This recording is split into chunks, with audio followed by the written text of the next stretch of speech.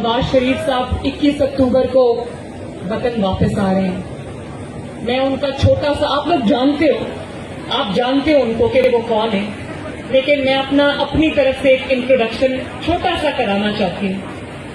नवाज शरीफ साहब वो शख्स है, अगर उनका मैं 3 लाइनों में तारुफ कराऊं तो वो क्या है कि नवाज शरीफ वो शख्स है, 25 करोड़ अवाम में वाहिद शख्स है जिसको अल्लाह ताला ने कितनी बार प्राइम मिनिस्टर बनाया, लेकिन एक बार 2.5 साल, एक बार 3 साल और एक बार 4 साल में उनको ऑफिस से बाहर कर दिया गया।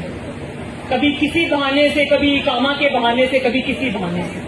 लेकिन उन आधे अधूरे 9 सालों में सब कुछ आप कंबाइन करो, उनके 3 अदवार 9 साल बनते हैं। उन 9 सालों में नवाज शरीफ ने पाकिस्तान की इतनी खिदमत कर दी, कराची से खैबर तक, KPK में, गिलगित बल्तिस्तान में, आजाद जम्मू कश्मीर में, सिंध में, बलोचिस्तान में, पंजाब में।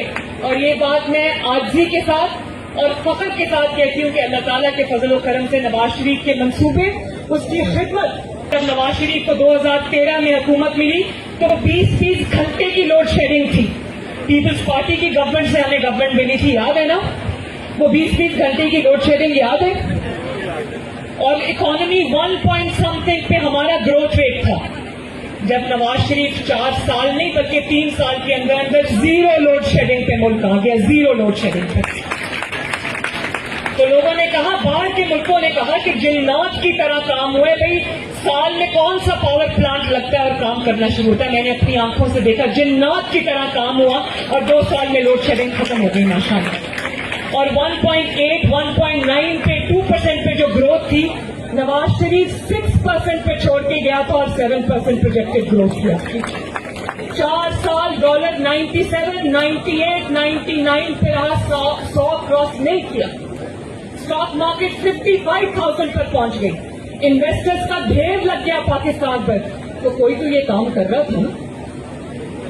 और फिर ऐसी तकलीफ हुई उनको, किसी को कुछ चाहिए था, किसी को एक गिरोह आया 4-5 का, उन्होंने कहा कि ये तो नवाज शरीफ को हमारे मकासद को पूरा नहीं कर सकता, इसको निकालो बाहर। फिर इकामा पर निकाल दिया और उसके बाद आज तक मुल्क है कि वो ट्रैक पे नहीं आ रहा। उतारना बहुत आसान है, मुल्क को ट्रैक पे उतारने के लिए एक फैसला इकामा का चाहिए, एक फैसला। वो इकामा का जो बेंच है ना, तो हम उसको कभी माफ नहीं करेंगे। मैं उसको माफ कर भी दूं तो उसको अल्लाह ताला माफ नहीं करेगा, क्योंकि उसने 22 करोड़ अवाम की रोटी पर लात मारी। और उसके बाद पाकिस्तान में जितने लोग आज सफर कर रहे हैं, किसी के पास रोटी नहीं है, किसी के पास बिजली का बिल देने के लिए पैसे नहीं है, उस सब का गुनाह जो है वो उस 5 मेंबर बेंच के ऊपर है।